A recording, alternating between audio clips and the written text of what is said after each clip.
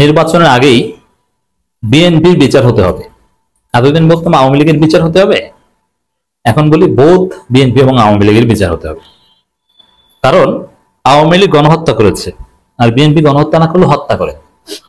160-এর কাছাকাছি হয়ে গিয়েছে তাদের হত্যা।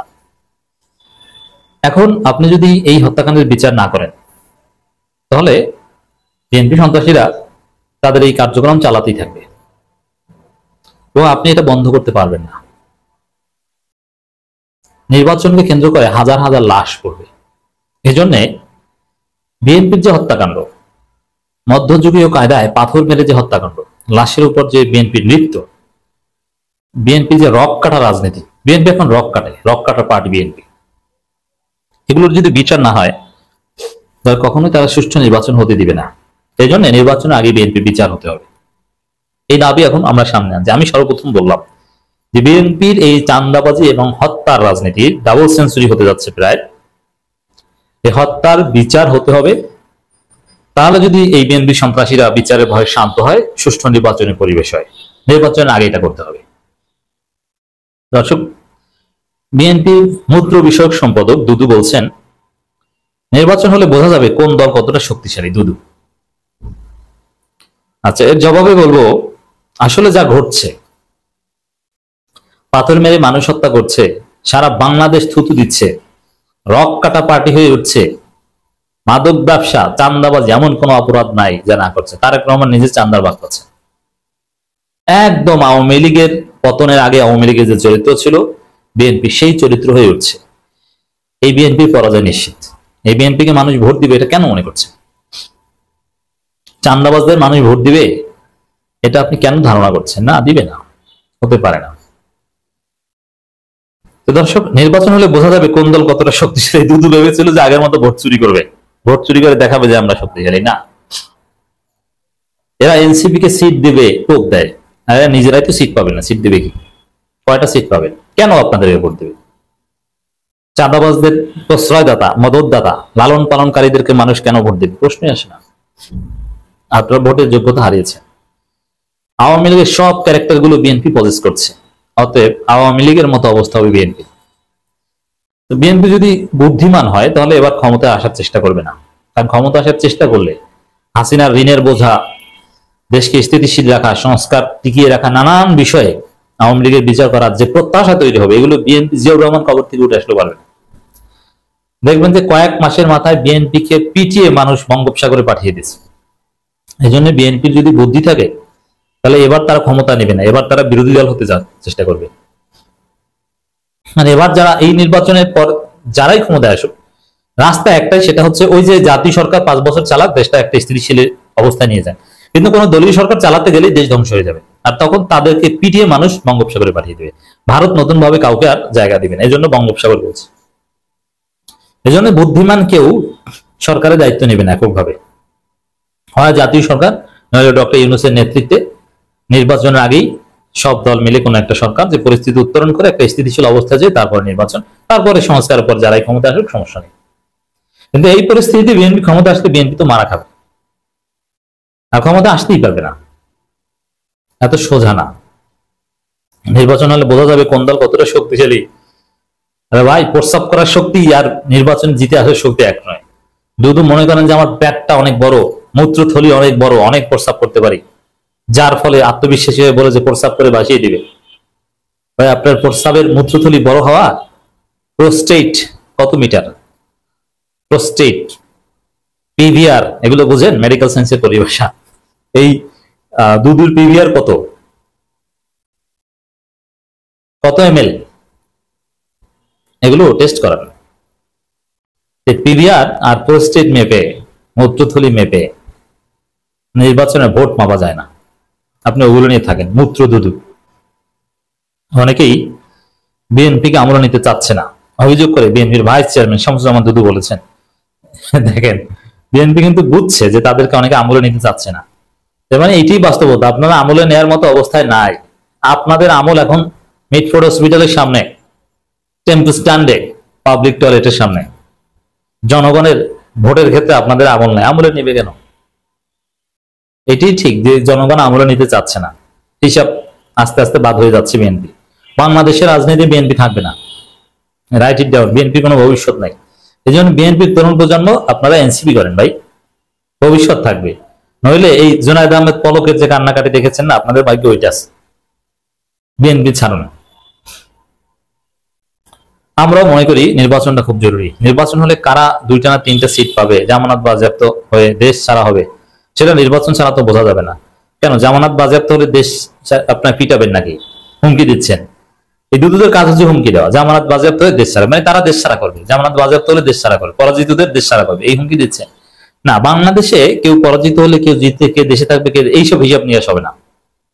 আজকে যে পরাজিত সে আগামীকাল বিজয়ী হতে পারে, অতএব কেউ দেশ ছাড়বে না।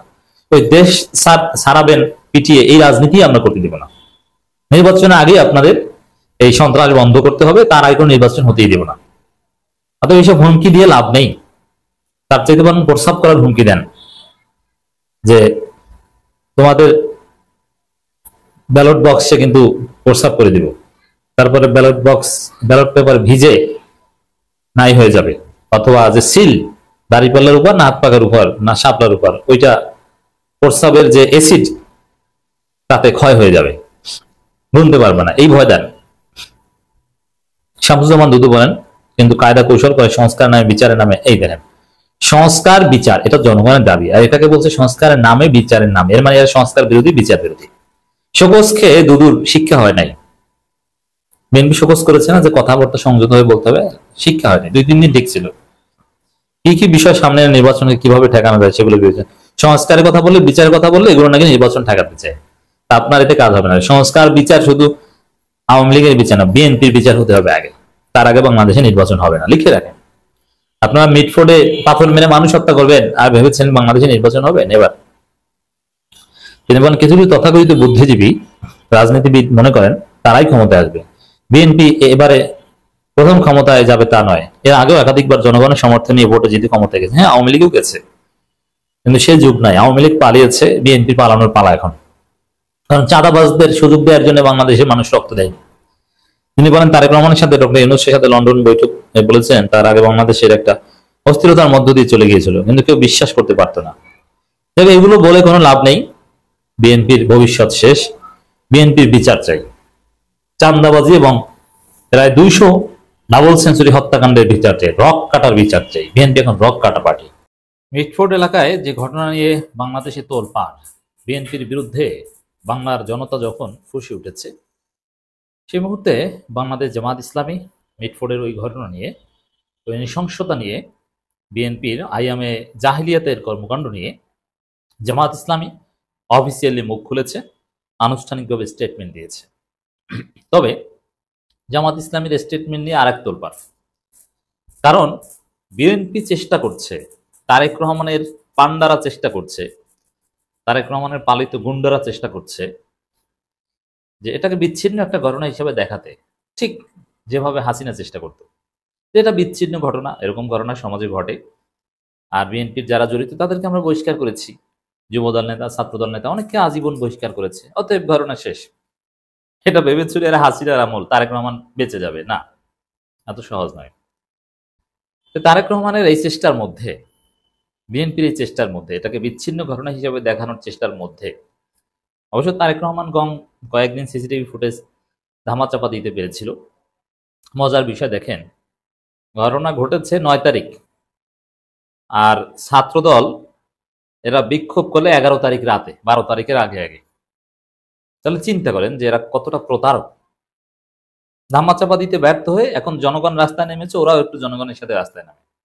এত সহজ রাজনীতি না।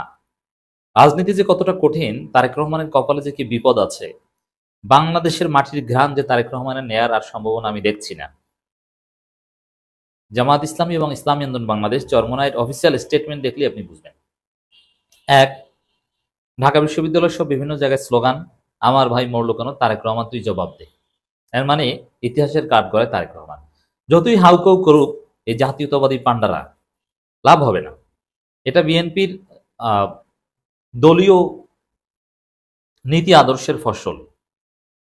মজার বিষয় দেখেন, বিএনপিতে এই ধরনের নৃশংসতা অতীতে কখনো দেখেছেন যে বিএনপির লোকজন এটা করেছে? না, দেখেন নাই। এখন কেন দেখছেন? ওই যেদিন থেকে চেতনার দণ্ড মাথায় নিয়েছে সেদিন থেকেই বিএনপির এই অবস্থা। যেদিন থেকে ভারতের কোলে লাফ দিয়ে উঠেছে, ৭১ ব্যবসা শুরু করেছে, বিএনপি ওই দিনই জয় বাংলা হয়েছে। অনিবার্য আপনি ভারতের ন্যারেটিভ গ্রহণ করবেন, ভারতের কথায় চলবেন, ভারতের কথায় কান ধরে উঠবেন আর বসবেন, আর আপনার চরিত্র সেই ভারতের দালালদের মতো হবে না, এটা তো হয় না, এটা অনিবার্য। ওই ভারতের ফাঁদে পা দেওয়ার পরেই বিএনপির এই অবস্থা, বিএনপির এই করুণ পরিণতি। জামাত ইসলামের অফিসিয়াল স্টেটমেন্ট দেখলে বুঝবেন যে বিএনপির জন্য পরিস্থিতি কতটা ভয়াবহ। এত সহজ না তারেক রহমান দেশে আসবে, এটা এখন অকল্পনীয় বিষয়। চাঁদাবাজ পালনকারী দলের কাছে দেশ নিরাপদ নয়। জামাত মিটফোর্ডের ঘটনায় জামাতের বক্তব্যের সার কথা একটাই, চাঁদাবাজ পালনকারী দলের কাছে দেশ নিরাপদ নয়। মানে বিএনপির কাছে দেশ নিরাপদ নয়। চাঁদাবাজ পালন করে কারা? বিএনপি। আরো খাস সাতান বললে কে? তারেক রহমান। তা আমরা যে বলি বা ঢাকা বিশ্ববিদ্যালয়ে যে স্লোগান হয়েছে, তারেক রহমান তুই জবাব দে। জামাত ইসলামী, ইসলামী আন্দোলন বাংলাদেশ, ঢাকা মহানগরী কিংবা ইসলামী যুব আন্দোলন যে বিক্ষোভ মিছিল করেছে রাতেই, সেখানেও আপনারা দেখেছেন একই কথা। বিএনপিকে দায়ী করা হচ্ছে দলীয়ভাবে। গণ অধিকার পরিষদ থেকে শুরু করে আরো যত দল, অনেক সব দলই এখন স্টেটমেন্ট দিচ্ছে। মজার বিষয়, মির্জা ফখরুল স্টেটমেন্ট দিচ্ছে, ছাত্রদল স্টেটমেন্ট দিচ্ছে, যুবদল স্টেটমেন্ট দিচ্ছে, বিএনপি স্টেটমেন্ট দিচ্ছে, একের পর এক। সালাউদ্দিন আহমেদ কথা বলছেন একদম হাসিনার মতো, এবং এই তারেক রহমানের লেসপেন্সাররা একদম হাসিনার মতো কথা বলছেন। কি দুইটা ট্রেন্ড, একটা হচ্ছে মায়াকান্না, আমরা শোকাহত, আমরা গ্রেপ্তার চাই, বিচার চাই, বিচার হতে হবে। আবার বহিষ্কার, এই ঘটনাটা ছাত্রলীগ, আওয়ামী লীগ, শেখ হাসিনা করত। নিজের দলের পান্ডারা এই আকাম করত, তারপরে বহিষ্কার নাটক করত, এরপরে শোক জানাতো, শেখ হাসিনা শোক জানাতো। আবরার ফাহাদের মৃত্যুবার্ষিকীতে ছাত্রলীগের বিশাল র্যালি আপনারা দেখেছেন না? কি সার্কাস! আবরার ফাহাদকে হত্যা করলো ছাত্রলীগ শিবির ট্যাগ দিয়ে, আবার ওই ছাত্রলীগ শোক র্যালি করে আবরার ফাহাদের মৃত্যুবার্ষিকীতে। শেখ হাসিনা শোক জানায়, আবরার ফাহাদের বাবা মাকে ডেকে কান্না করে। তো মির্জা ফখরুলের কান্না ওই একই রকমের। এটা নাটক, কোনো অধিকার নেই, তারা হত্যা করেছে, ফখরুলরা হত্যা করেছে।